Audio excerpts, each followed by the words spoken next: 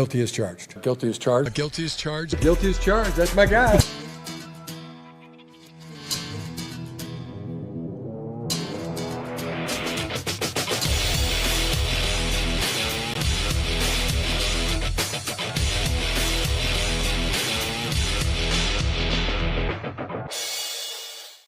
Hello, everybody. Welcome to the Guilty as Charged podcast. My name is Steven, and I am the host, as always, here to dive into our Chargers film review. We do this every single Tuesday, or basically 2 days after, whenever the Chargers play. And excited to dive in some of our takeaways from watching the coaches film with my guy, Tyler, as always. Tyler, what's up, man? How are you doing tonight? Oh, doing fantastic. To those who are asking, I did gift 5 random members or random subscribers memberships for 1 month to our channel. So people that are asking, I didn't pick you, no offense, but it was completely random. It's something you guys can do for each other as well. So just thought it'd be kind of fun, a little bit of a different way to celebrate. Plus I got some money off a prize pick. So I had 25 extra bucks to throw around this week, you know. But I'm doing great. Chargers are 3-0 and the Ravens or Chiefs are about to be 1-3. So, you know, life's pretty good. Yeah, the vibes are great. The chances of you making the playoffs after a 1-3 start are very low historically. So root for the Ravens this week, guys. That'd be great if we could just knock the Chiefs out before any of their guys even come back. So should be a lot of fun. Before we begin, before I do my prize picks read, I forgot to give a shout out to Memes and the Part of My Take crew on Sunday. So Brooke reminded me to do that today. Obviously, Part of My Take is like one of the biggest brands in football memes. If you watch the show, it is one of their main producers. So the Part of My Take Twitter account tweeted out the Guilty as Charged tag, and Memes was like, man, what a great name that would be for a Chargers podcast. And then people were tagging me and tagging me and tagging me. So appreciate all you guys for responding there and letting me know. And then Memes obviously responded to us and tagged us. So that was a cool moment. You know, we've been able to get our brand out there a little bit more often thanks to Jim Harbaugh. So we appreciate the brand recognition from Memes and anybody else who wants to give us a shout out as well. Yeah, that was awesome. I completely missed it. Then of course Alex tweeted like, "You're not going to believe this." About, you know, hey, this would be a great name for a podcast, and it was really cool to see how many people were like, "Oh my gosh, like this podcast already exists and they're awesome." So everybody, like, thank you so much. It was an accidental shout out, but I'll take it. Yeah, accidental shout outs are still fun. You know, it's still fun. Obviously, anybody who again shouts us out, we always appreciate you guys. We've had a great start to the season for the Chargers, for our podcast. You know, our views are really doing fantastic. We're getting new subscribers, and it seems like you guys are really enjoying the all 22 clips that we are posting. So make sure and like those videos, comment, all that good stuff. Like it genuinely is helping grow our show. And you know, we've been on this steady incline for quite some time, and we really appreciate that. So had to give a quick shout out there. Before we begin to our film takeaways, have to give another shout out to our friends over at Prize Picks. Tyler just mentioned them. Had an emotional hedge this weekend and won himself some money. You can emotionally hedge at any time over at Prize Picks, the best and easiest way to consume daily fantasy sports. Every episode of the Guilty as Charged podcast is brought to you by Prize Picks, and it is a great time to be right. It's a great time to emotionally hedge. The Justin Herbert numbers are still fairly low, so I definitely would encourage you guys to hop in there. You know, Derwin James is racking up the tackles left and right. You can still, you know, cash in on the Derwin James tackles over there on Prize Picks. So the best way to do that is to go whatever app store you use and download the app. Use the code GUILTY to get $50 in your lineups after you play your first $5 lineup. Again, that is code GUILTY to get $50 in lineups after you play your first $5 lineup. Prize Picks, it's good to be right. All right. If you're one of our new subscribers to the show, if you haven't been here in a while, we do a film review every single week, and you know, where we are fortunate enough to have the time and you know, ability to watch coaches' film. So we're going to dive into some of our main takeaways from watching the coaches' film. We'll have a real or fake segment here in a second, but we start every single film review with kind of our big narrative of the week. So Tyler, we'll start with you. You wanted to touch on Derwin James. He is in the thumbnail. He is in the title here. So what did you make of Mr. Derwin James watching him on the coach's tape this week? That if Derwin James gets his extension, which I believe he will at this point, and he continues to play like he has, either under Jesse Minter and Klingscale or at least with Klingscale if Minter goes elsewhere. I think he's pushing for the second best Chargers defender of all time. Not that he definitively is, but he's pushing it. We all know who number one is. But number two, I feel like could be one Derwin James. There was not a better Chargers player on the field on Sunday, in my opinion. And like we knew that watching the game. I could tell from section 231. You guys could tell watching the broadcast. And the numbers were good. 9 tackles, 7 stops, which is pretty good.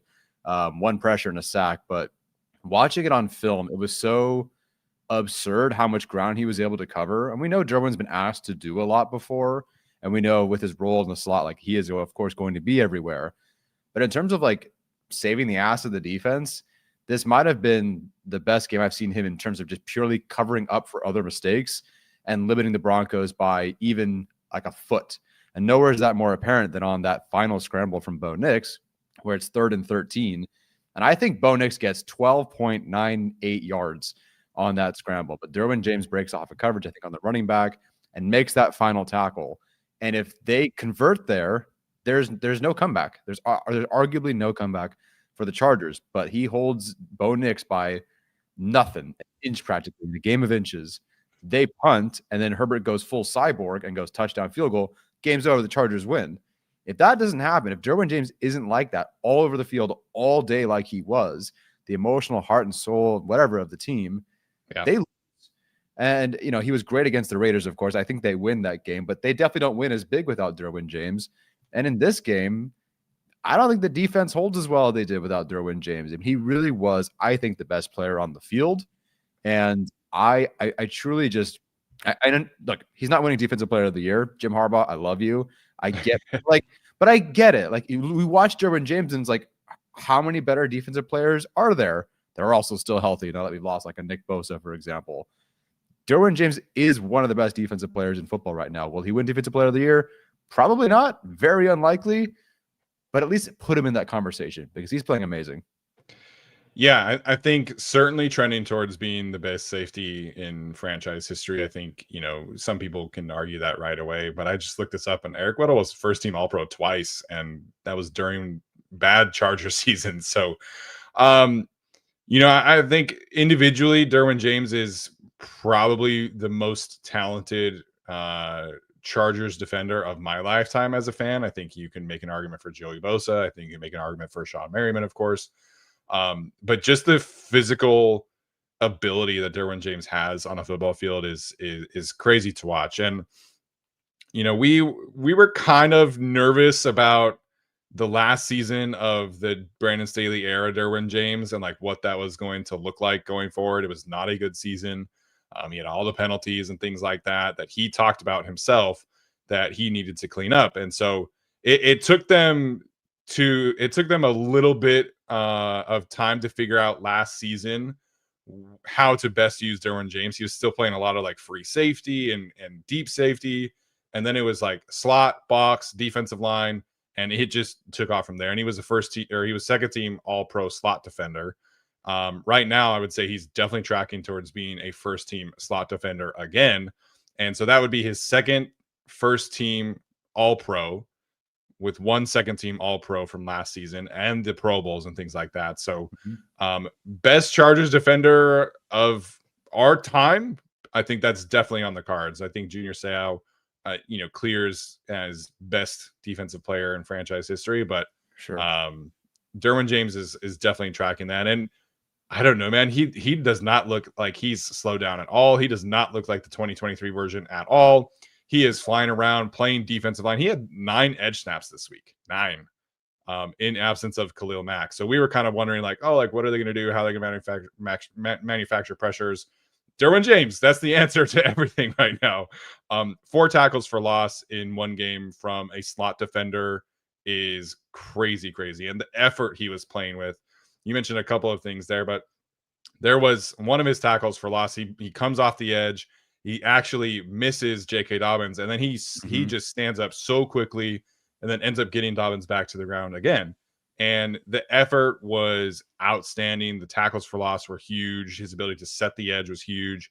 And then at the end of the game, when they needed him, He covers Cortland Sutton one-on-one in the slot, gets a pass breakup.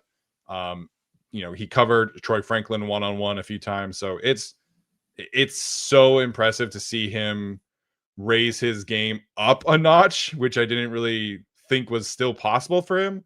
But the last 2 games, Derwin James has been outstanding. And I agree with you. I think he's been the best player on the defense. I think best player on the field for the Chargers when the Chargers are on defense. Yeah, I agree there. So we've been lucky to have him for so long. And it really makes me frustrated with the years with Brandon Staley where he wasn't as good. Because there's so much talent there and so much youth. And generally, I really believe for him health too, where that kind of eluded him a little bit after his rookie season. And so it's frustrating to know what we could have had in those years, but it also is still like heartwarming to see like what we have now.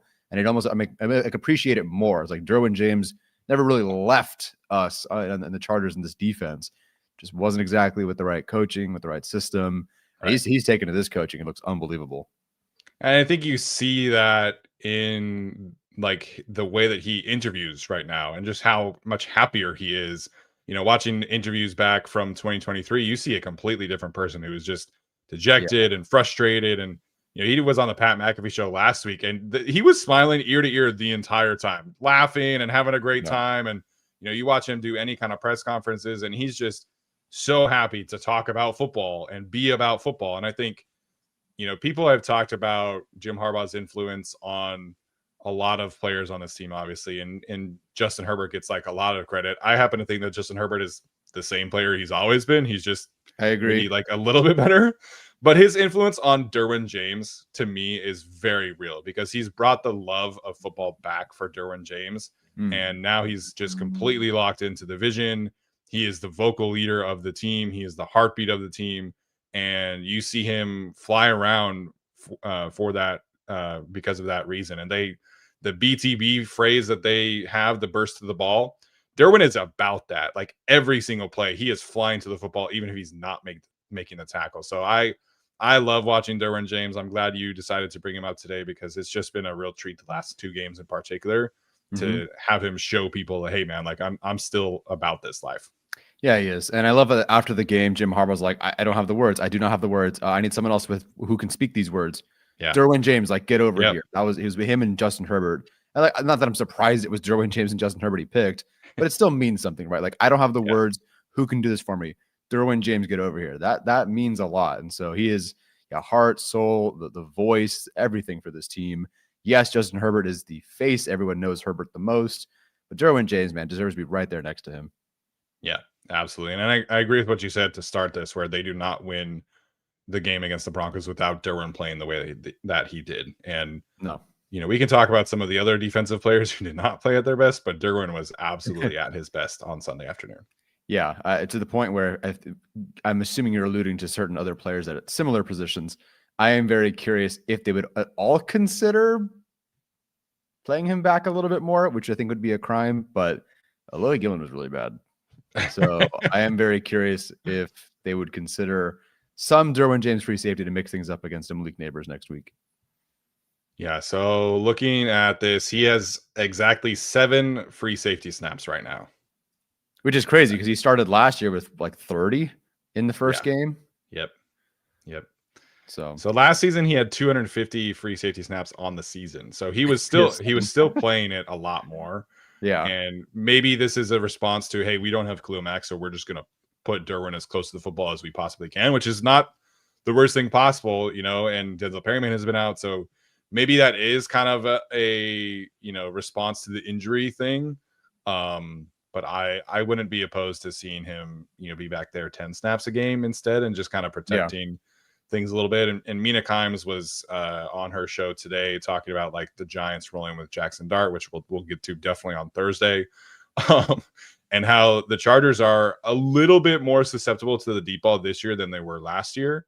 And in part because I think their safeties are really being aggressive at biting on routes underneath, and maybe that's who they are playing. But having Derwin back there, I think, could kind of potentially alleviate some things. And it's a double-edged sword because like you want Derwin to do so many things, but he's so good in this role right now that I just don't know if they can afford to move him back there. Yeah, I also just love his vibe with Tony Jefferson. Just the two of them together. Yes. It's just like a nice, like electric vibe back there. Yeah, I said after the game that I don't know if you can take Tony Jefferson off the field. And after watching the tape, you can't. Tony Jefferson to me was like maybe the third best defensive player on the team on Sunday. Pretty dang good. Yeah, he was really good as well. So it's going to be very interesting when Elijah Molden gets back, kind of how they handle this. But it's a great problem to have that you have this deep of a safety room. And people were asking me today, like, should the Chargers sign Chauncey Gardner-Johnson? And I was like, why? Why are we doing this? The safety room is amazing. Like, I don't get it. Yeah, no, I understand, like, maybe for half a second, like, well, okay, this person, let go was, a top-ish ranked safety heading into this year, but you're not breaking up the room that they have. And if there were any behind-the-scenes problems, definitely not breaking up those vibes. He would, at best, be fourth at best on this team when Molden returns. So I don't buy it. Yeah, and the Texans are cutting him because he's like a genuine locker room problem. So yeah, yep. All right, my narrative of the week is going to be about Mr. Tuli Tuipulotu, who I don't know why, but like there's a lot of Chargers fans that are like, he's not playing well, he needs to be better, and sometimes pressure numbers can be a little misleading. So PFF registers him as 6 pressures, and so I'm like, okay, like I didn't remember him hitting Bo Nix a lot, but what does this look like? And turns out the 6 pressure number is legitimate on tape. And so I think, the last 2 weeks, basically, 7 quarters without Khalil Mack, Tuli Tuipulotu has 12 pressures, 2 quarterback hits, and no sacks. And I get that. But I feel like I'm watching the player that I was hoping he would become this season. Obviously, rookie season, you saw some real big flashes, like against the Jets and things like that, where he has monster games. Last season, he's doing so much of the special teams stuff, and he's still really good against the run, and the games are a little bit more consistent, but there's not as much flash. There's not as much, big kind of plays, and a lot of his sacks were more like cleanup sacks. And so I am hoping that Tuli kind of becomes this not like a star edge rusher. I've never really felt that he has that kind of athletic prowess, but can he become, like a high-end Sam Hubbard type? Can he become, what Melvin Ingram was for the Chargers for so long, where he can give you, 50, 60 pressures and 8-9 sacks a year and be like a legitimate number 2 that can threaten offenses and take attention away from a number 1 who potentially the Chargers had in Khalil Mack, and hopefully that is the case when he returns. But there were a lot of Chargers fans that would push back. He was bad last year. He wasn't as impactful. And he's been really, really good through the last 2 weeks in particular. Over the last 2 weeks, he carries the 5th highest run defense grade on PFF. I think he is absolutely wrecking people at the point of attack. And he's drawn 3 holds on run defense plays, which doesn't really count. You don't get a run stop. You don't get a tackle for loss, which I think is kind of counterintuitive. Like, you're impacting the play, you're creating a negative play. And then as a rusher, he's really diversified his bag. Like, he hit Mike McGlinchey on a double swipe, and I've never seen him do a double swipe before. And he wins cleanly. There was another play late in the 4th quarter where he defeats a tight end chip and then beats McGlinchey on the inside, pressures Bo Nix. That was the play where Tier Tart ended up leveling him. And he throws it deep over the sideline and has an incomplete pass. But that play is made by Tuli. We know that he can rush from the inside, that he can be a stunt man, he can be a pick man, but he's developed some real pass rush moves now. And he had his highest win rate of the season so far at 20%, according to PFF's tracking. I thought he was really good, man. Like, on tape, he is flashing in the run defense. He is winning his matchups and one-on-one pass rush opportunities. And yeah, I get that he did not have a sack on Sunday, but he was chasing Bo Nix around all day long. And I was just so impressed, so happy with how he played this week and last week. And so it's just been great to say Tuli. I think he is starting to take that next step that I was hoping for him. Yeah, I'll be more concerned. Not concerned, just like hoping for more over the next couple of weeks, where there are definitely more opportunities. But the first 3 weeks, Mahomes wasn't going to like. They might have wanted to push the ball deep in that first game, and then Worthy gets hurt in the fourth play, and they have no Rashid Rice. So they're like, okay, quick game, and that's all we're doing. There really wasn't a whole lot of opportunity for Tuli to pin his ears back and just go. Against the Raiders, I thought he had a fantastic game, a pass deflection or a batted pass, definitely one tip pass in there, along with the great run stops and the pressures, the 6 pressures, like you mentioned. And this game, the Broncos are a very good offensive line, and Bo Nix is definitely a good scrambler. So it's not like all the opportunities were there for him to specifically get a sack, but the 16 pressures are the best 3-game stretch that he has had in his career. Last year, they had one where it was like some stupid, like 19 pressures and 6 sack 3-week stretch that he had. But otherwise, he looks pretty good. Like, I think he looks pretty good on film. The block destruction is there, like you said. The effort is there. I think we're at least seeing like the good of Tuli. I'm not seeing any concerns really. If you are worried about him being like a non-factor and a complete nothing, that's the other edge rushers. If you're worried about what that actually looks like, that's the rest of his teammates, unfortunately, right now, except for Caleb Murphy on one play and one good special teams rep. But and then also Tuli's also having to play special teams right now. He's their number one edge rusher, played at like 10 special team snaps, which I know isn't like a lot of special team snaps, but that's 10 special team snaps that your number one edge rusher is taking. And I understand that on paper it would be Khalil. Right now it's Tuli. He's got to go run, punt recovery, punt coverage and whatnot down there. Yeah. So I think he'll be fine. I think with Jackson Dart and these Giants, I think you see those pressures, and he's got the highest pass rush productivity of his career so far. I think those pressures turn into sacks or at least hits in a game next week. Yeah, I think he's got a real opportunity over the next few weeks to start racking up these sacks. Again, the Giants, their right tackle situation is not great. It's been Jermaine Ulumenor. They're potentially planning to rotate Marcus Mao in there at left tackle and right tackle as they work in Andrew Thomas a little bit. We know rookies are going to be, holding on to the football. So I think this is a really good opportunity for him to get after the passer a little bit. Jaden Daniels is very elusive, but he's been taking sacks himself at a pretty high clip this year. Daniel Jones' resurgence has been real, but like, I don't know how much I'm buying it. He's a guy who has taken a lot of sacks in his career. The Vikings game coming up, that's an opportunity. Dolphins coming up, that's an opportunity. So I am not concerned about the sacks. And I understand, like, he's an edge rusher. A lot of people had the same gripe with Joey Bosa when he was getting like 90 pressures, but 8 sacks. And it's like, well, he's not finishing. It's like, okay, 90 pressures is a lot. 60 pressures is a lot. So I think this is a really good player who's taking at least a mini leap forward. And the Chargers needed that because, especially now without Khalil, but heading into the season, it's like Khalil is, maybe getting up there in age. You got to get, Tuli kind of elevated a little bit. And he's doing that right now. So I think it's been fun to watch so far, and I think this is something that should continue going forward.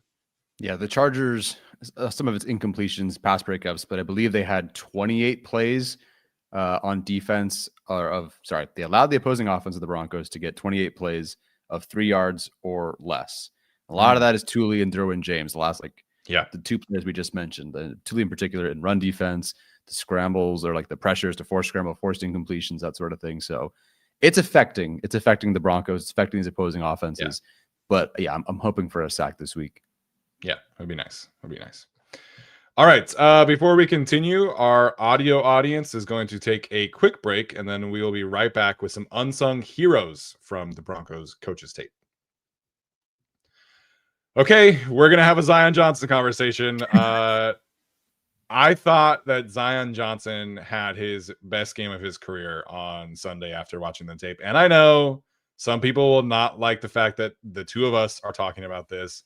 But he allowed one single pressure and was on an island against Zach Allen for the bulk of this game.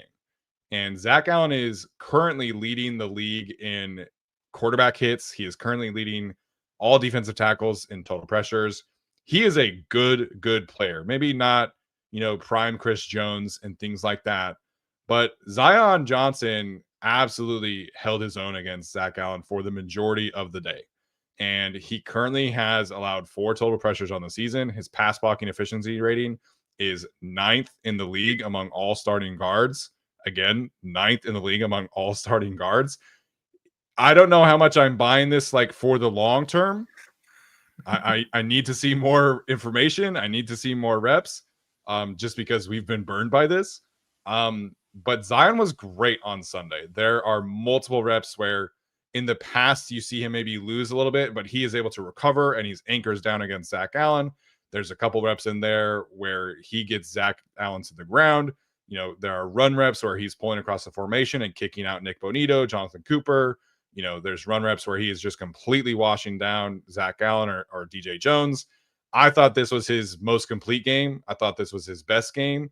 And if he can play like this every single week, it would just be huge for the Chargers, especially in a world where like Mekhi Becton might be out this week. Maybe Trey Pipkins is out here and there. And whenever there's like pressure game like there was on Sunday, there's just a tendency to be like, the whole offensive line sucks. Sure. The majority of the pressure was through the right side. And it was Jamari Sawyer, I think, in my opinion, was the worst of the 5.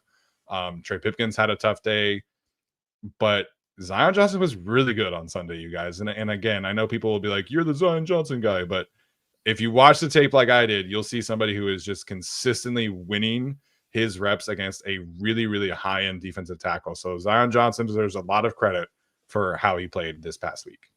Yeah, and in the past, we've done the whole like, hey, if you watch the film, it's really good, except for those 2 plays that were really, really, really, really bad, where he gave up a sack, couldn't identify some sort of stunt. That was an issue. That's not an issue. I mean, I'm happy to hear anyone in the chat reminding me of what communication issue he's had this year that you're aware of, because I don't recall it. Not that I know it. I've studied everything, but those aren't there. Only 4 pressures allowed through 3 games is pretty dang good. Right now, I think his PBE is tied with Joe Alt. Different for interior, generally gives up fewer. Like the PBE is usually higher. But hey, if you told me going into the season that Zion Johnson's PBE was tied with Joe Alt's, I'd say, I would have said, what drugs are you taking? Yeah. Well, what happened to Joe Alt? Did he get hurt? That's what I would have asked. But no, it's the best start to his career that I'm aware of. Really good 3-game stretch. And I know they play the Giants next, everybody. Okay. I know that we could completely be looking back on this and hate the fact that we said a word of this about Zion, because that front is disgusting next week. But I buy his resurgence, or at least his strong start so far, because you get a Chris Jones, you get a Zach Allen. It's not like it's been a few nobodies. Oh, then here comes Dexter Lawrence. It's been some really good players.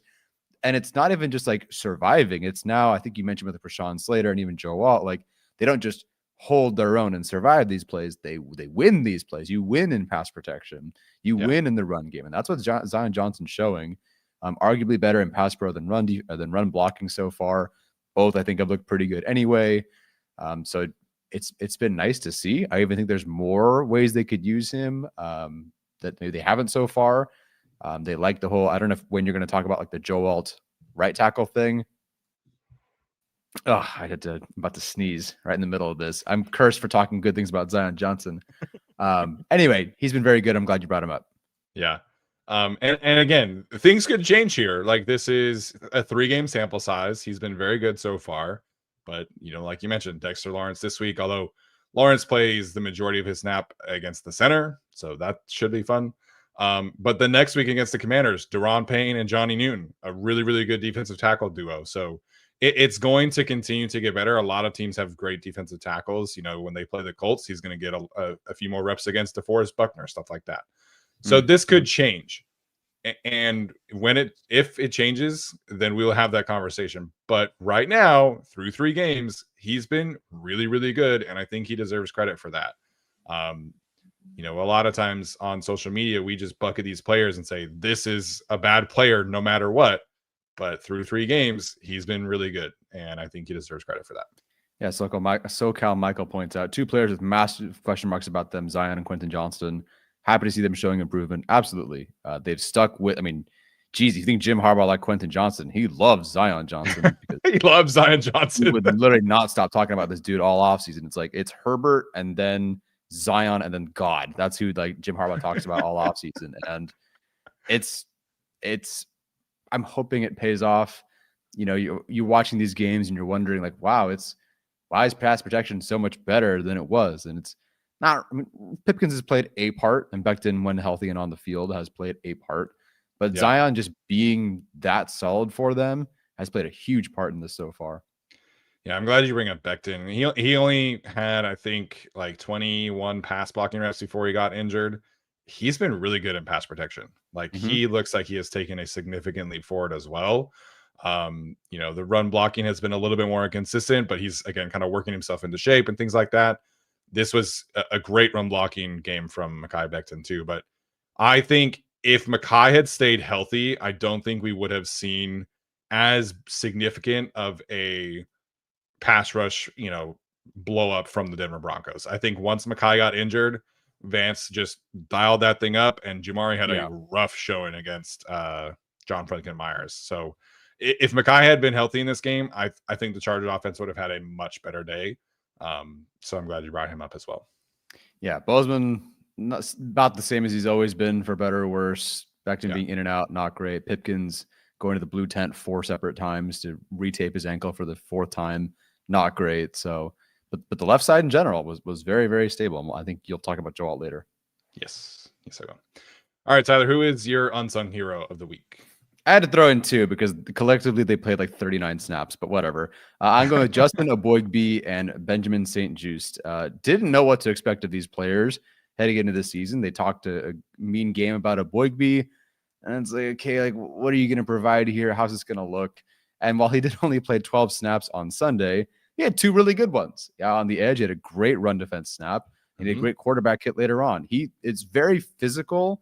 And it started to look more like flashes of what he looked like in college, which is great. Like there's a good strength to him now, good effort. So even if it's not 30 snaps a game, he's not playing as much as the other guys, you can get a couple good plays in there in 12 snaps and a dozen snaps.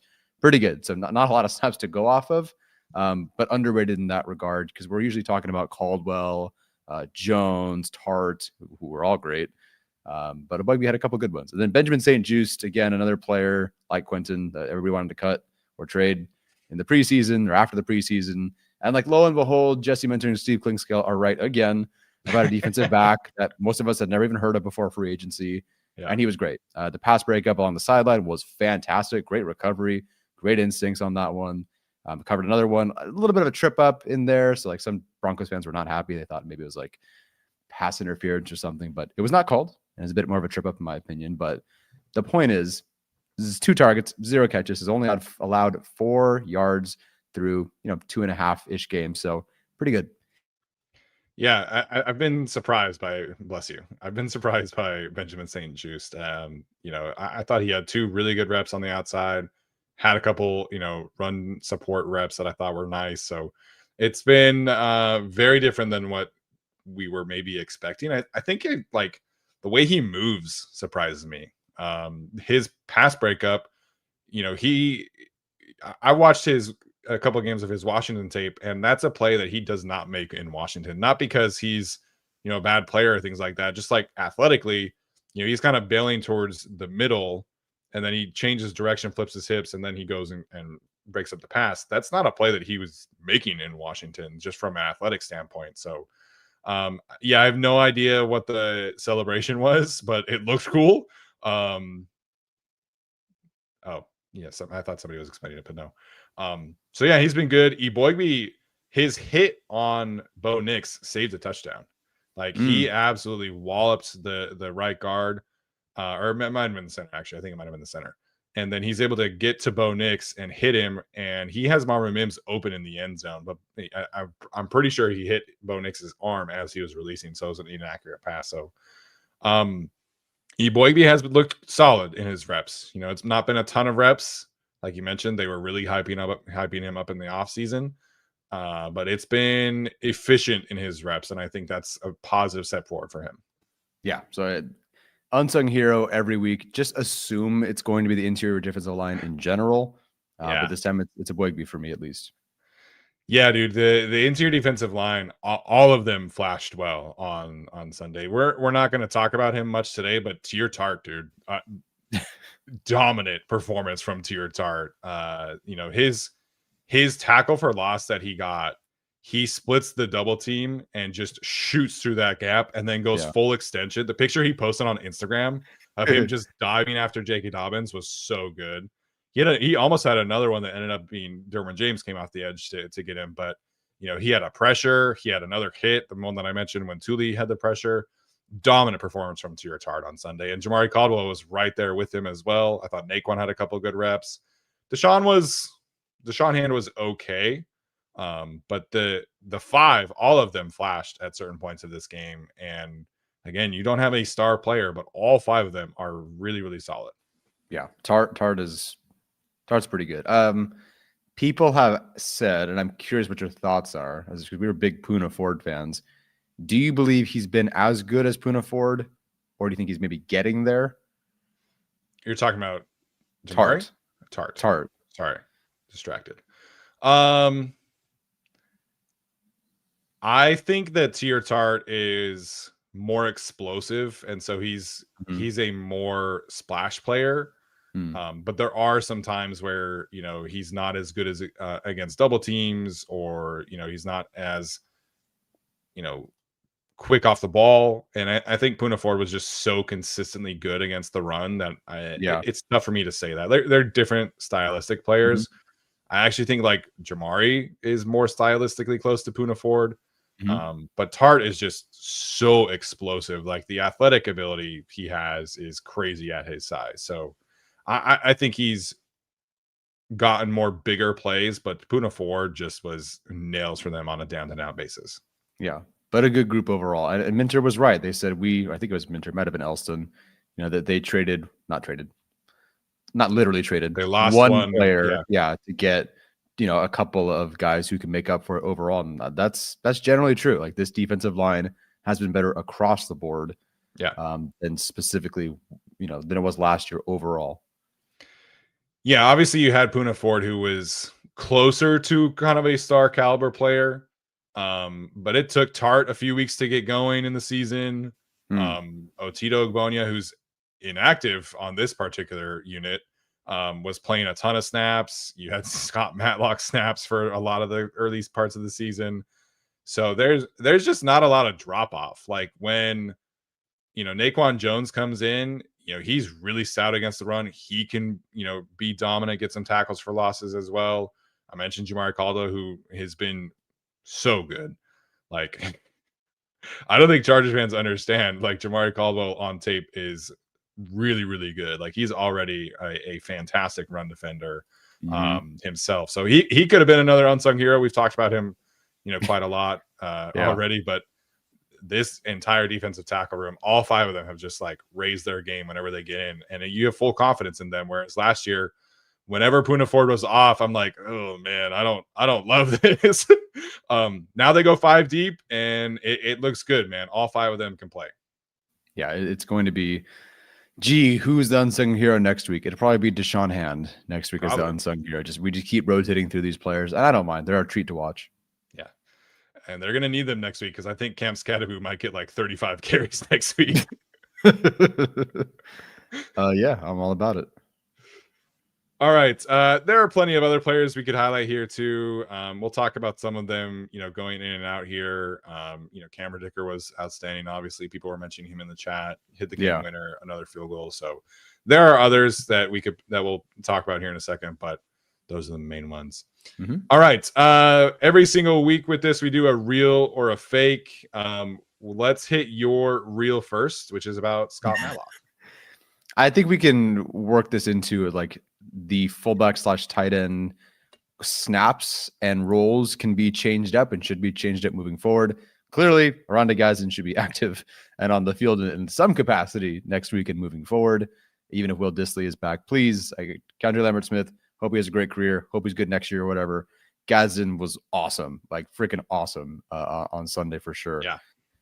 He's another one who could be an unsung hero. Yes. Yeah. Yes. Although Alex, I think, sung his praises enough where I think he's I can't consider him unsung given how much Alex is, but it's his new cover photo. Yeah. But anyway, happy for him. Tucker Fisk could have been an unsung hero. Scott Matlock would not be my unsung hero. It is not looking good, and it is not his fault. Why the hell he's being asked to do it, I have no idea.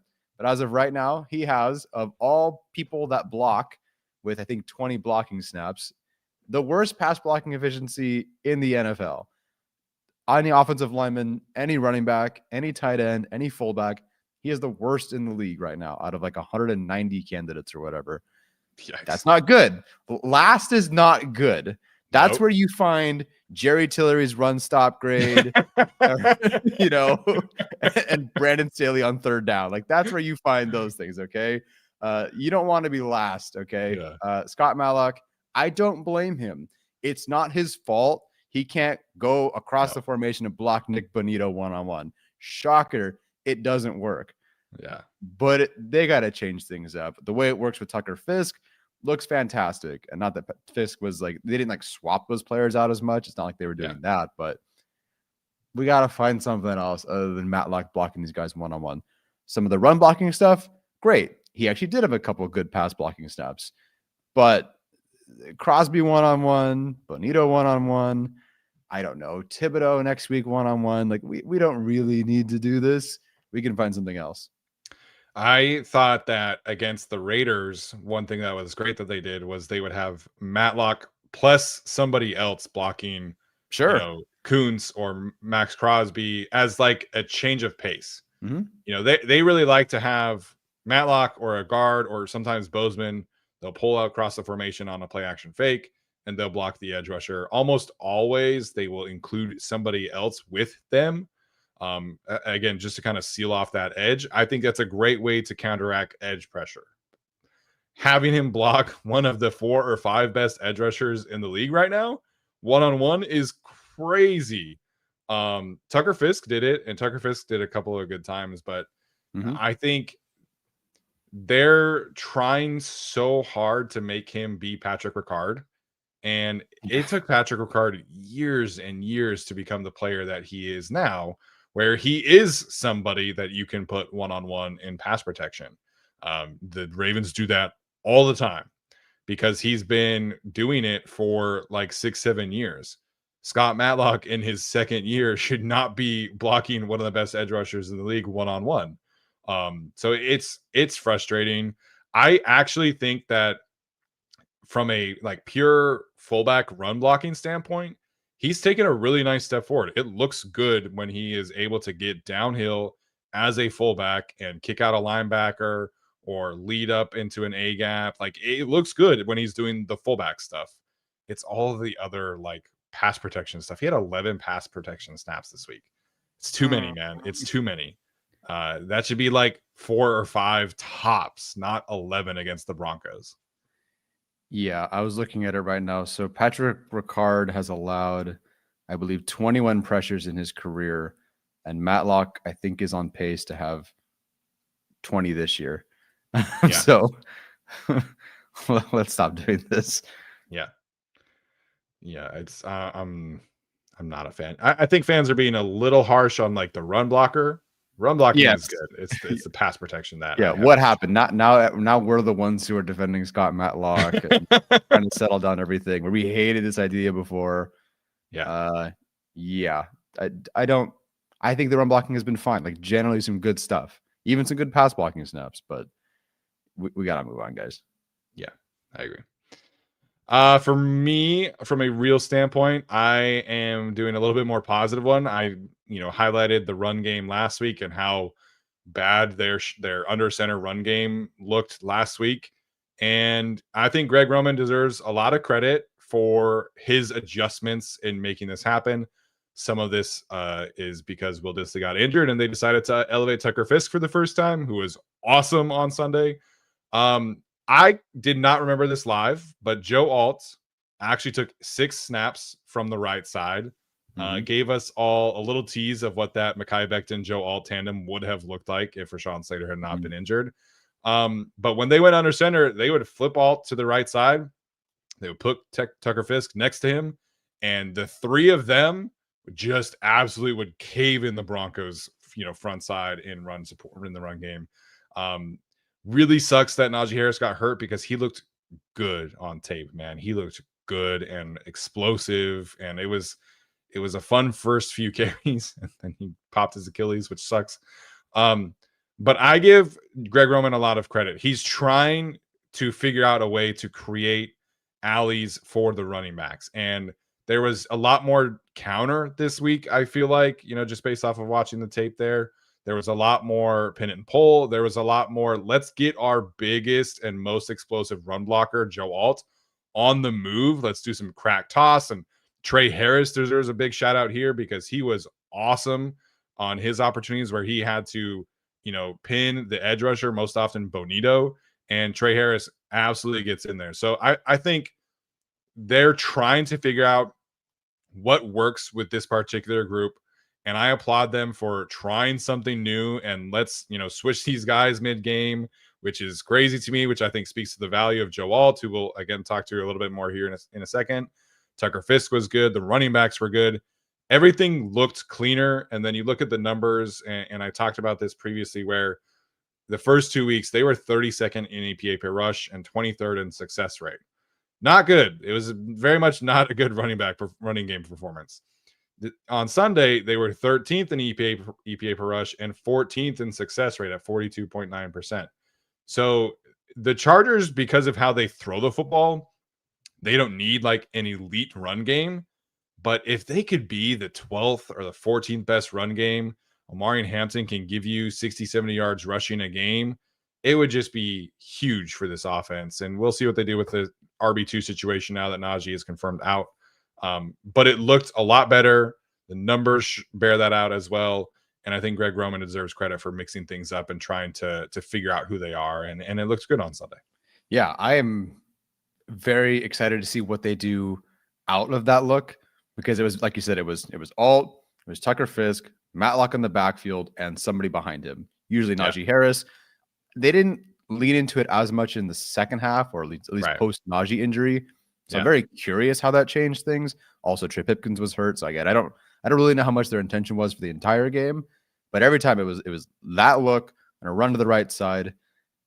I'm very curious what trickery they're going to pull next week, perhaps, out of that kind of look. So great call by you, because I did not pay attention to that at all. There's also, because I was looking at Zion's snaps, he had a right guard snap last week. Any recollection of what that might have been? Because I'm actually curious. I don't know if they would have flipped him for any particular reason, but he's logged as having a right guard snap next week. So unless that's a pure like charting error, I noticed that too. So I am curious if there's anything there. But I guess I'll just like continue with your point, because you've already said it. My fake for the week is that Greg Roman had a bad day. I think the calls are actually pretty sound and pretty solid.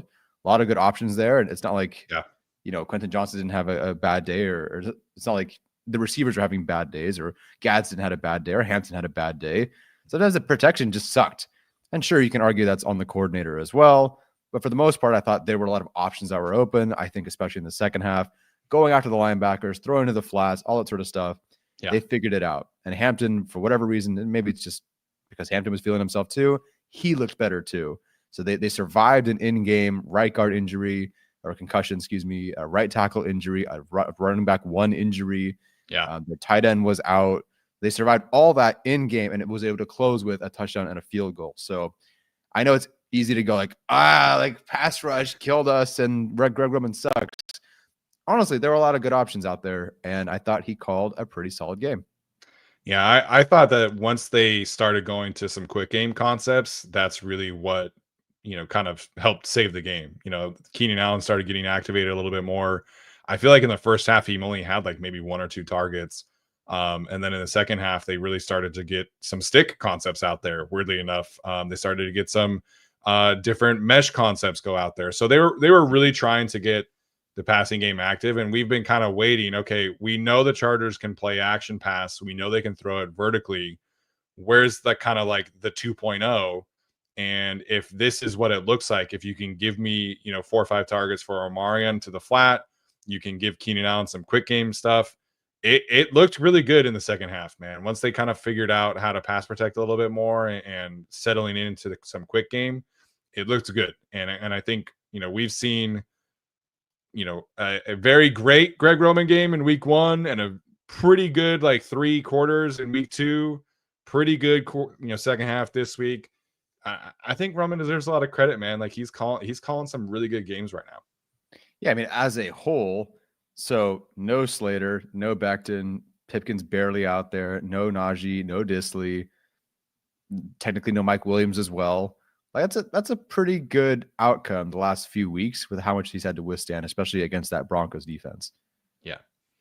Yeah. So I'm curious to see, we'll get into the Giants game eventually, but their pass rush talent is great. Their defense overall, not so much. So I'm curious to see what it looks like this week. And then the Commanders defense is a much bigger test than I would have thought heading into the season. They look like a really good defense. So, again, Colts defense looks good.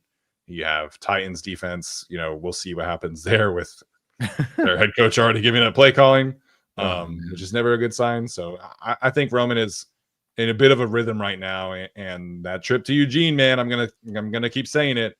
Hopefully that's an annual thing because it looks like him and Herbert are just in lockstep right now. Yeah, which is awesome to see. My last one is a fake one. I am not buying the narrative that Joe Alt played poorly or that Nick Bonito gave him problems. Like there were a lot of Broncos fans that were trying to really hammer that home. You pointed out after the show that you thought his first sack that he quote unquote allowed was more on Herbert. I do agree after watching the tape. There was a very clear like step up opportunity for him. And it was not like a great rush from Nick Bonito. And then the other one, Nick Bonito just like gets the perfect jump on the ball. And I will give him credit for that. He was very disruptive with his speed. You watch all of the other plays, and Joe Alt was dominant in one-on-one opportunities, and they left him on an island pretty much the whole game. And I thought he earned his right. And then I mentioned the right tackle stuff. Dude, he was so good as a run blocker this week. He's pinning and pulling. He's getting out to the perimeter on the toss plays. He was outstanding as a run blocker. I think this was probably his best game as a run blocker. So yeah, like there were 2 reps that were maybe a little dicey, but there was some talk about Joe Alt yesterday that I just did not agree with, both from Charger fans, Broncos fans, everybody, that Joe Alt did not play well. So I do not agree. The film says that Joe Alt was nails for like 95% of this game. Yeah, completely agree. That toss play was wonderful. Like Alt versus Patrick Surtain is clearly unfair, but it's remarkable to see someone who's put on 30 pounds of muscle just like run faster than everybody else in front of him, including the linebackers and defensive backs. It's just unreal. I think he gave up, I don't know if it was that sack or whichever play it was, but Jamari Salyer gets dumped on his ass and Herbert can't step up. I don't know if that was a sack or a hit or whatever it was, but like normally Joe Alt, long arms, athletic, just riding Bonito like outside, washing him out. Like that's not a problem. And we're not even talking about that play. But because Jamari Salyer gets dumped onto his ass 3 yards in the backfield, Herbert's got to stand there and try to like maneuver, and then he gets hit, of course. So I thought Joe Alt had a really good game, and it is kind of crazy. Like, oh, Joe Alt sucks. Joe Alt sucks. He allowed 2 pressures. Like that was like ultimately that was it. He messed up twice in 70 snaps or whatever it was. Everything else was great. He flipped sides and looked good. So the whole Joe Alt played poorly thing. Trust me, watching the game, especially live with no replays, I'm like, oh my God, everybody's getting killed. You watch the game again, and that left side in particular was pretty darn good. So Alt and Zion come out with just 3 pressures allowed. Pretty good from that left side. Yeah, pretty good. All right. That's everything we had. Do you have any other takes you want to get off your chest from the tape? Hufanga is a bitch. That's a Broncos player, by the way, if you're wondering. Dirty bitch move plays out there. Twisting Quentin Johnson's ankle, tossing Keenan Allen. Got penalized for that one at least. But just an a-hole out there. There was another play on Keenan. I don't know what he had against Keenan or any of the receivers, but there was another time where Keenan caught an out route, and I think it was Riley Moss like very clearly had him like wrapped up, and they were headed towards out of bounds. And then out of nowhere, Hufanga just comes in and lays a hit on it. And I'm like, dude, the play's over. The play is over. And Keenan kind of looked at him and was like, who are you? Like, I don't know what he was on, but yeah, him and several other Broncos players on tape. I'm like, what are you doing? It's so unnecessary. Alex Singleton in particular, he was another one. I thought that the referees missed like 2 very clear late hit potential plays on Alex Singleton, one on the sideline where Herbert was like very clearly out of Oh bounds. yeah. Bonito already had him out of bounds, and Herbert was like a full step out, and Alex Singleton just kind of like forearm shivered him. Right. And then one of his pass rush, one of the times that he blitzes, he put the crown of his helmet into Herbert's ribs, like straight up crown to the, and that's supposed to be a penalty 9 times out of 10, and it wasn't. So yeah. Singleton and Hufanga on my shit list for sure. Yeah, Singleton. At least he got like toasted a few times. That's fine. Like he got his in return, I suppose. But yeah, that twist on Quentin Johnson, that one pissed me off because you can say like dirty hit, late hit, all these sort of things. But when you can also like Quentin Johnson gets up and is limping back onto the field, Trey Harris has to come up and go like, "Are you okay?" Because he's just alligator rolling his leg out there. Yeah, ridiculous, absolutely ridiculous. And then they went to Quentin Johnson on the next play. As I can't believe QJ had a good game the rest of the way because he was injured. He was injured in that game, and then eventually had that contested catch later on. So yeah, that was lame, infuriating to be honest. Yeah, I would not be surprised if Quentin were on the injury report this week. I don't think he'll miss because he continued to play, but yeah, those ankle injuries can definitely not feel good the rest of the way. Sure. The last thing I wanted to bring up is, dude, the Chargers can run a tush push, man. It looks good when they run a tush push. So they ran it last week when they were pinned at the 1 yard line, and they got like 3 yards on it. And then they ran it this week, and I love Zion Johnson's reaction at the end. He like does both, like it was so cool. It doesn't look super clean with Herbert. Like Herbert is 6'5", and he's a great normal sneaker, but with the tush push, it's the push is what gets it. It's not the quarterback. Sure. So he looks a little awkward with it. But Hampton just like floored it through. And Bozeman gets a good push there. Zion and Jamari got a good push there. So I got to come up with a better name for it than tush push. That's like the general beer term run. For it's easily beer run. That is the easiest. Okay. That is the easiest one. Beer run. We'll call it the beer run going forward. But the beer run looks good, and I think that will pay some dividends later in the season when they have to get some short yardage situations going. Yeah, no, I love it. Hopefully the officials can officiate it okay. Hopefully nobody false starts. Yeah. It's a normal old play. Look good. They did not false start. It was a clean beer run. I like beer run better than the butt bolt. Power surge is okay from Joseph. I don't mind that one. Not bad. Not bad. Power surge is pretty good. Beer tush sounds not like something I want to do. No. Yeah. So if you have an idea, if you have a better idea, let us know. But I like beer run. That's good. Good one for now. Nope, not butt stuff. Not Christian. No. No, Christian. You guys are getting worse. You guys are getting worse at this one. I respect it, but no, power surge or beer run for now. Yeah, power surge is good. I like that or beer run. That's good. Yeah, it's better. Either of those I think are better than the brotherly shove. That's lame. Yeah. All right. Let's get to some super chats and we'll head out for today. Mr. Dark Chow Chow says, how is Zion's film in PFF grade? We talked about that. He is currently, let me make sure I get this right. He is currently 24th in pass blocking grade out of 63 qualified guards. And run blocking overall is 24th. But his gap scheme grade in particular is 9th out of all qualified guards. So his PFF grades are looking nice. Yeah, numbers are generally pretty good. Film is good. Thank goodness. See, guys, you follow us because we're never wrong. We're just early. We're just 3 years too early. Like and subscribe. Daniel McGowan says, first time chatting, but I've been watching you guys for a while now and adore your guys' content. That's very kind. That is very nice. It's so in depth and you guys do a great job breaking it down. Thank you guys so much. BTFU, this is our year, boys. Shout out to Daniel, man. I haven't seen you here in a while, but appreciate it.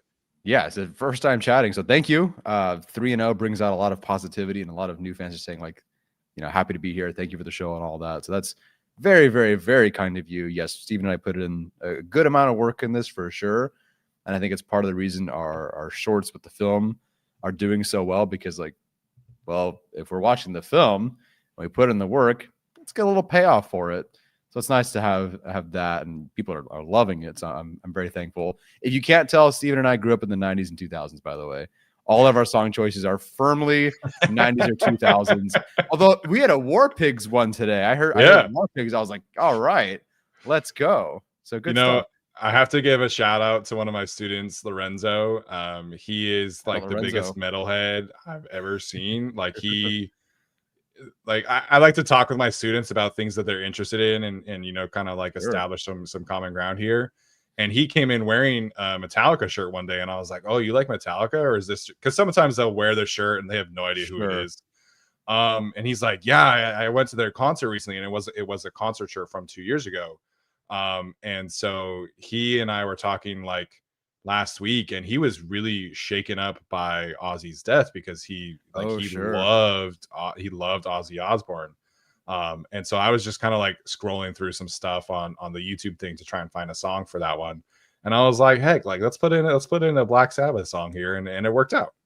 Yeah, I love that one. It's like randomly one of my family's favorite songs. Like my sisters and I, like that is our anthem for whatever reason. Not because we, we're political in that way or something. It's just for whatever reason, that's a song we just all know and sing growing up.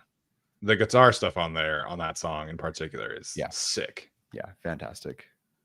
Nature's Calls podcast says, love it when I make a live show. I appreciate everything you guys do. Shout out to Nature's Calls, man. He's doing some great work on his own. Definitely recommend checking him out as well. Definitely. I always appreciate you just like saying that you are here and even sending in a super chat. It's very, very kind of you. Yeah. Your friendly neighborhood Spider-Man says DJ3 after the Jags loss was a broken man. Happy to see he's come back. I agree with that, by the way. Like, he was asked so many times that training camp about the Jaguars game, and you could just tell by the end of training camp he was like, I'm so over this. Like, can we move on to talk about anything else? Yeah. And I think it affected his play, man. I really do. So I agree with your friendly neighborhood Spider-Man here. Yeah, so nice to see just everybody happy and winning. Even Keenan Allen after that touchdown. Just I don't know. It was different. I don't know if it's because of the moment or he shocked his own self or the fact that he's on pace for more than 6 touchdowns finally. But I don't know. It looked like he was really just taking in the audience and SoFi and Harbaugh football being 3-0. At the time, he didn't know he was 3-0, but en route to at least tying the game. So, yeah, it's good to see some of these longtime players happy again. Yeah, Keenan was on the Pat McAfee show talking about like the home field advantage and how it feels like the noise is really starting to play a factor for the game. So there's still a lot of Broncos fans in the stands on Sunday, but hopefully against some of these other teams that don't have fan bases like the Broncos that travel.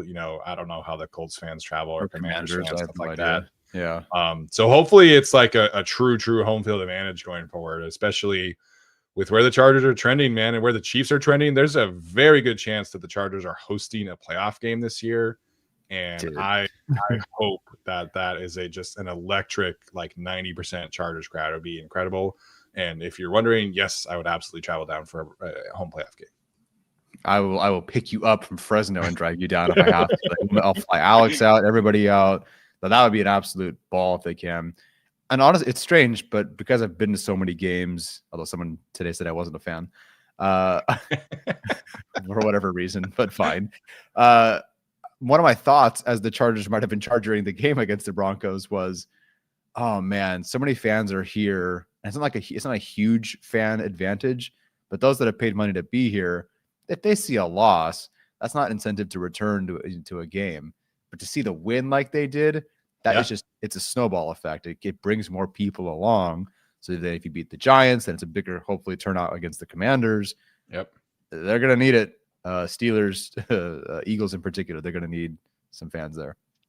Yeah, so Broke and I will be at the Steelers game. And the Steelers are still very popular in LA, so it's like a little bit different. But my brother is an Eagles fan, and he says that a lot of Eagles podcasts and fans are talking about making their trip out to LA in December, which like hard to blame them because Philadelphia in December sounds absolutely miserable. So yeah, man. Hopefully there's a good amount of Chargers fans in those games. And again, a home playoff game. When was the last time the Chargers had a home playoff game? 2008? Was that 2008, the Colts game? Or was that 2010? Because the first year of Mike McCoy, they were on the road at Cincinnati, right? Yeah, they've never hosted in the Telesco era. I can tell you that. Yeah. Is it really? Let's see. Here we go. 2009 against the Jets. I believe they hosted that one, if I'm not mistaken. Okay. Or did they not? They definitely hosted against the Jets. I don't remember if that was 2009 or not. The last home playoff game was against the Colts. I want to say, wasn't that the Darren Sproles game? Quick Google search says that was 2008 playoffs. 2009 was against the Jets. Yeah, and at home against the Jets. Nate Kading, shout out Nate Kading. Yeah, sick. So, anyways, it's been a hot minute since the Chargers have hosted a playoff game, and they have a great chance to do that this year. So, hopefully that is the case. Yeah. Next one here from Gabriel Calderas says, "Hey, Steven and Tyler, I saw a tweet that was trying to rage bait that Giants game is a trap game. I don't believe they are, but so early in the season still, which team gives you that feeling and why?" Let me check the schedule, because trap game is generally because there's a game after. It's like perceived easy opponent with tougher opponent. You're looking ahead. Miami? Yeah. I don't know. I think Miami's pretty bad. No, they're bad for sure. But the trap game is Miami. I mean, they suck. But the Colts are like, I don't know. Like looking ahead to the Colts, who could be undefeated. Who knows by then? Sure. Bye week and then Vegas and then Philly on Monday. Maybe that Raiders game is a trap game. Again, not very good. But I don't think the Giants are. The Commanders are good. I don't know who's quarterback, and McLaurin might miss time now, but obviously no Austin Eckler. I just don't think the Giants are good enough for it to be a trap game. Yeah, I think there's levels to a trap game where if this were the previous Chargers regime, I probably would consider this a trap game. Every game's a trap game. True. But to me, like with where the Chargers are at as a coaching staff, as a team, and how just dialed in they are to game plans and things like that, for it to be a trap game, there's got to be another, like the team opposite of them has to have a certain level of coaching or talent. And the Giants definitely have like pass rush talent, but they don't have just an overwhelming amount of good players. For me, one of the trap game for me all season long has been the Jaguars, because we saw what Liam Cohen's offense did to Jesse Minter's defense last year. And it's not the same thing in Jacksonville. You don't have Tristan Wirfs and all those guys. But their run game is still really good. They ran for like 180 yards or something like that against the Texans. So, and the Jaguars have Trayvon Walker and Josh Hines-Allen, and they have some really good defensive players too. So for me, the trap game all season long has been Jacksonville, not these other teams, because I just don't think they're good enough to really push the Chargers from a schematic standpoint like a team like the Jaguars is. Yeah, no, good call on the Jaguars. Cohen's the only coordinator who I thought overmatched Jesse Minter in a way and had better talent overall. But that's a good call. Next one in here from Mr. Dark Chow Chow is QJ one of the most polarizing draft picks in NFL history.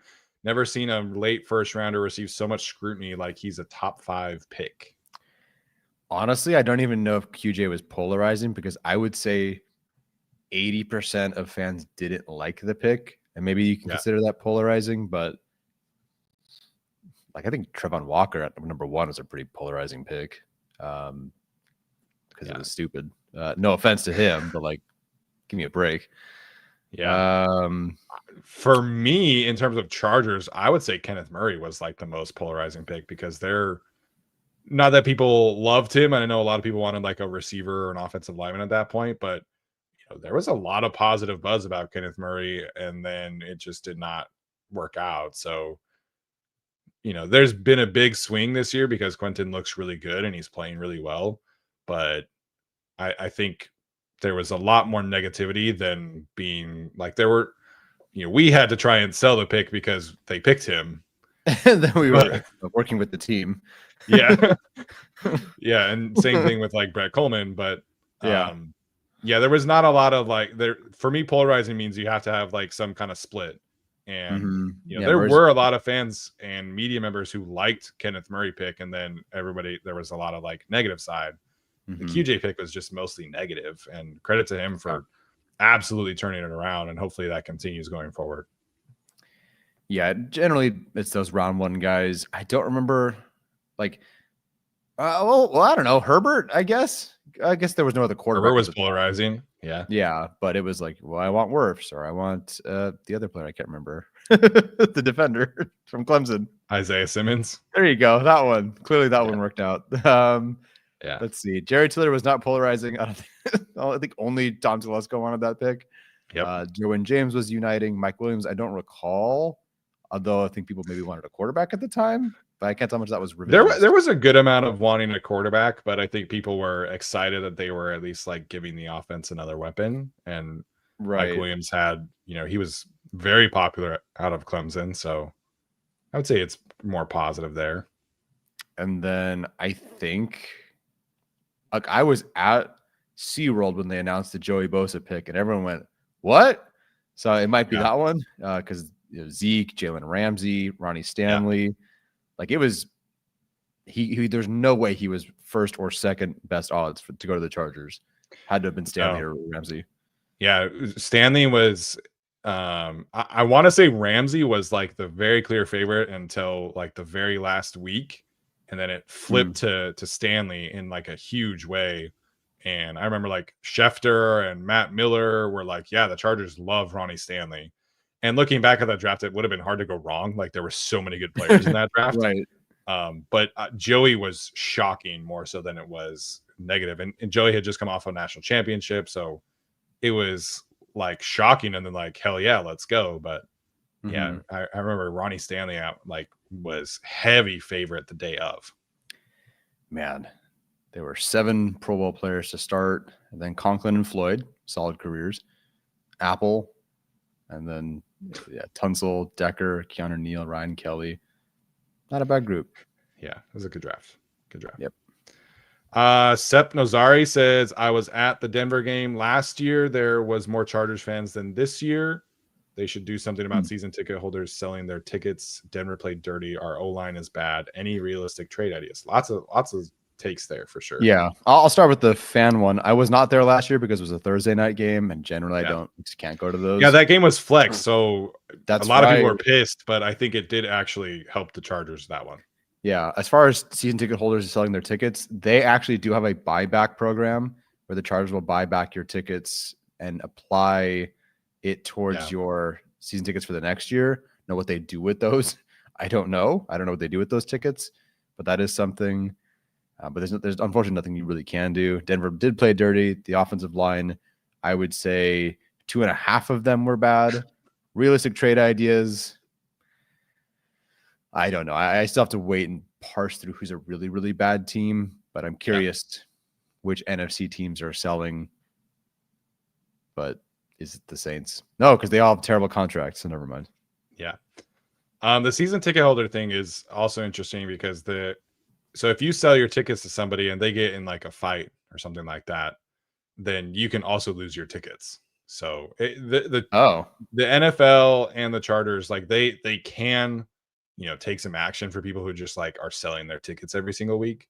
The problem is that it's just so difficult to track, and you have no idea if a company buys season tickets, for example, and sells tickets, or if it's an actual Chargers fan. There's just not a lot of like policing you can do. The trade, I think, is really trade deadline for the Chargers. I think is very interesting this year because they only have 6 picks next year. So the chances of them swinging like a big trade are probably pretty low, but can they go out and get, an upgrade over Bud Dupree at the deadline? Yeah, I think they can go do that. And granted, it's not difficult right now. But they're going to play, obviously, the Giants this week, the Dolphins, and the Titans before the deadline. So the Titans game happens on Sunday, and then that following Tuesday is the trade deadline. So they'll get a look at 3 of those teams and potentially have some, like, not inside knowledge, of course, but they'll get a chance to see somebody like a Kayvon Thibodeau, somebody like an Arden Key, somebody like a Bradley Chubb, and assess their chances potentially of, like, making a deal. So for me, that's where I'm looking, because good offensive linemen are very rarely traded in the season, if at all. Pass rushers, however, get traded all the time during the deadline. So that's That's where I would be looking at as potentially getting an edge upgrade over Bud Dupree. I don't think he's been playing great, but no, I guess they wouldn't go after Draymond Jones. Does he play more of like an Eboigbe role? That edge For the Seahawks, the last couple of years, and for the Titans, he's been a pure edge rusher. Yeah. But for the early Broncos in his career, he was more of like a 3-4 defensive end and then kick outside on passing down kind of guy. Yeah. So maybe there. Maybe hey, Sebastian Joseph Day. Look at that. Traylon Burks. Yeah. Go crazy. Isn't he hurt? Probably. Or fat. One of the two. Chico Conquo. If things don't work out, I don't know. Yeah, there's options though. Nitzer666 says, as someone who watched Junior's entire career, Derwin's energy and enthusiasm is very Say-like.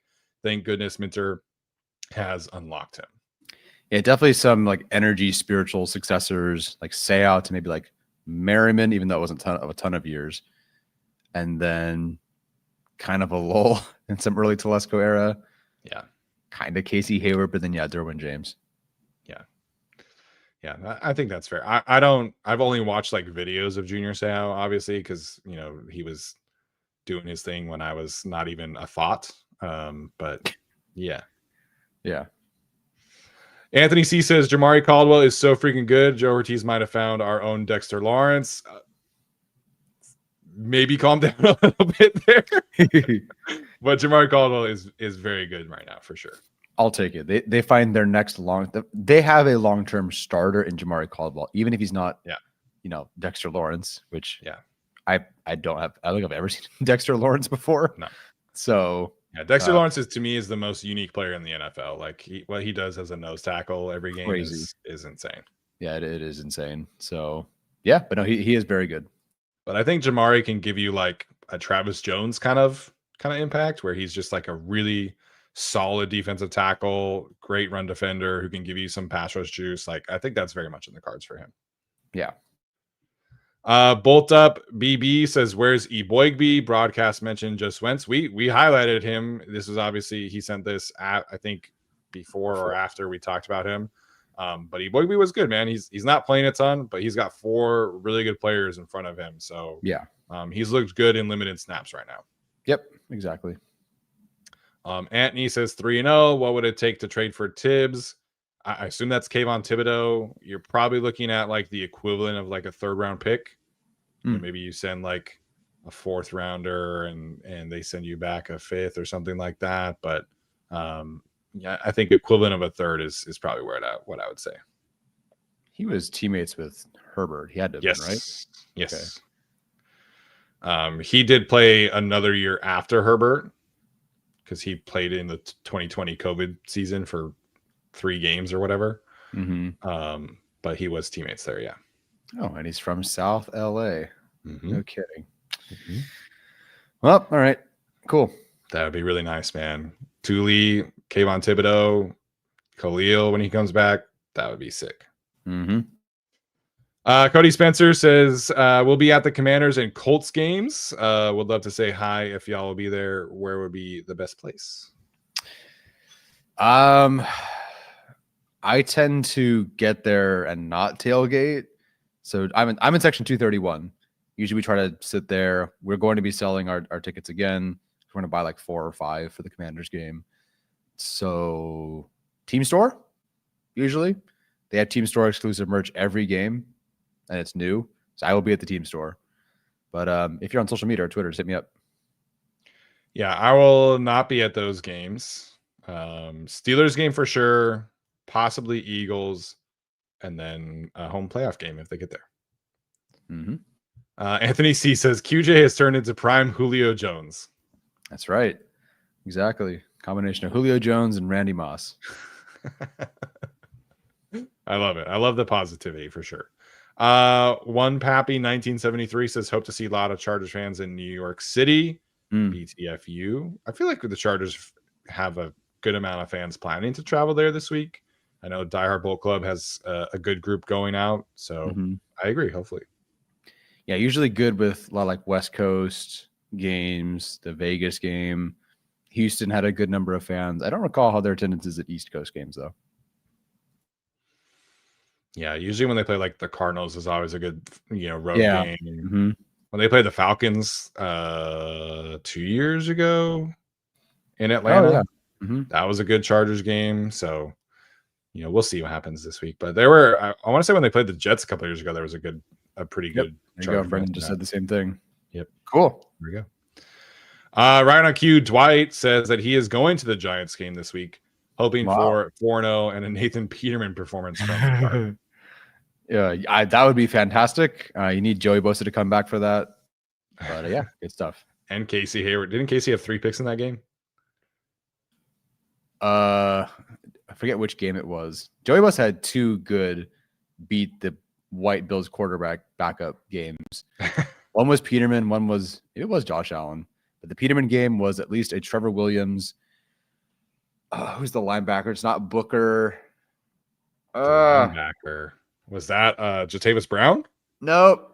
Darn it all. Somebody let me know who that linebacker was. He had a pick. Played for like a year or 2 years maybe. Casey might have had one. But that was an absolute drubbing. I'm looking it up now. It's not Booker. It's going to kill me. Casey had 2 picks. Okay. Trevor Williams had 1. Maybe. Toomer.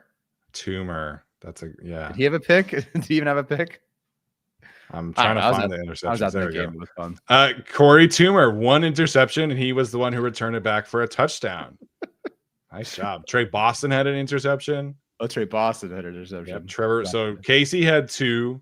Corey Toomer 1 for the touchdown. Trey Boston 1, and Trevor Williams 1. Trevor Williams did have 1. All right. Somewhere I'm winning $1 million and Who Wants to Be a Millionaire. Yeah, I got this. That Corey Toomer. And Melvin Ingram also had a strip sack. So it was 6 turnovers. Yeah, that was. I finally. That's the first time I felt bad for an opposing team. It was just absolutely. It was pretty sad. It was really pretty sad. So bad. And then they benched him back for Tyrod the next week.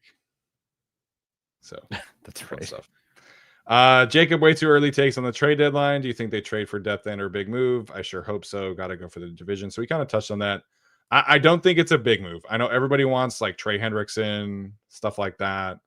I don't see that happening because that would cost a lot of draft capital, and the Chargers are definitely ahead of schedule right now, but they only have 6 picks next year. So you're looking more for like a depth piece, and we'll probably do some kind of show of pieces that they can look at once we have some more time. But I think they will, unless Khalil comes back and is just like lights out.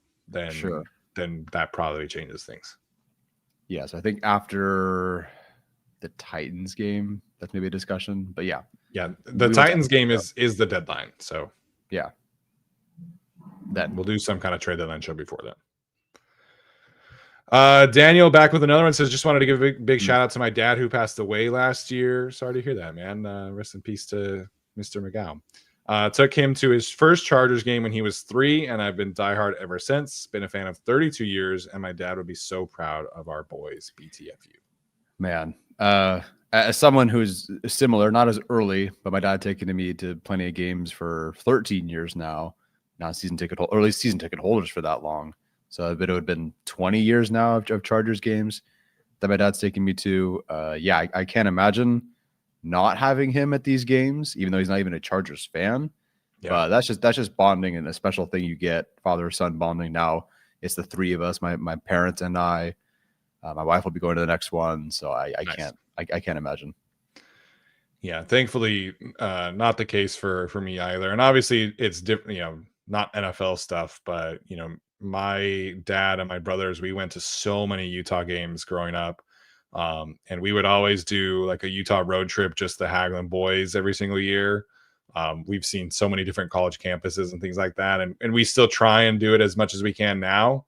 It's obviously very difficult, as like my oldest brother has 6 kids and my other brother has 4. And, I live here, they live in Utah, but we try and get out as much as we can to see some games together. And, those memories will We'll always cherish. I'll never forget. We went to Utah BYU in Provo one year. It was like the only year we've ever gone to that game because tickets are always crazy. And it was just an absolute blizzard. Like we were in row maybe 30 and we could barely see what was happening on the field. And luckily Utah was wearing red, so you could like kind of tell. Sure. But we begged my dad to go home and he was like, hell no. I bought tickets to this. We're staying. Tough. Yeah. And that has stuck with us. Like whatever game I go to, I never leave early because that, you pay money to get to this game. Like we're going to experience everything here. So yeah, very fond memories of going to Utah football games with my dad. Yeah, that's awesome. And if you can, just anybody in your family who's interested in any bit of football, take them to a game. I took my grandpa to see the Eagles play the Chargers in 2017, I think. And he hadn't seen them play in decades because they're from Philly. He hadn't seen them play in forever. Never got out to a game. Eagles year too. Great Eagles year. Unfortunately, an Eagles win, but I will never forget that because then he passed a few years later, and I never had the opportunity again. And so those moments are special. So you can get out with anybody you love, do it. Yeah. Look at us getting a little wholesome on Tuesday night. Better than last Tuesday night. What did we talk about? Just kidding. I won't mention it. No more of that. Richard in here with our last super chat says, not adding a pass catcher at last year's deadline hurt us in the playoffs. I hope they learn from that. We need edge badly to put this D over the top. I think they tried. They were active at the deadline. They just didn't have one that they loved enough, but they were very active trying to get Deontay Johnson. And I don't know if that would have changed everything. Sure. If there's one thing I know about Joe Ortiz is that he is absolutely going to look and try and find a way to upgrade the roster. And maybe it's not a trade, but I trust that he will do his best to find an upgrade if they feel like they need one, which edge rusher probably needs one. Definitely. Pass rusher in general. I think that I could be wrong, but this feels like the earliest I've seen the most teams be dead and just done for. I feel like it's so early that there's 8-10 teams that are just, that's it. Season's over for them basically. So I think they'll have a lot of options to pick from. Yeah, there's a lot of bad teams in the NFL right now. We got coaches firing assistant coaches already. We're getting all the telltale signs of multiple head coaches being let go. It's bad. So the Chargers will see a lot of bad teams before the trade deadline, and maybe one of them will want to send the Chargers an edge rusher back with them. Would be nice. All right, you guys, that is going to do it for us today. We'll be back here on Thursday night for our Giants preview, which definitely has changed a little bit with the decision to play Jackson Dart. So should be an interesting one. For Tyler, I am Steven. This is the Guilty as Charged podcast, and we'll see you next time. As always, bolt up.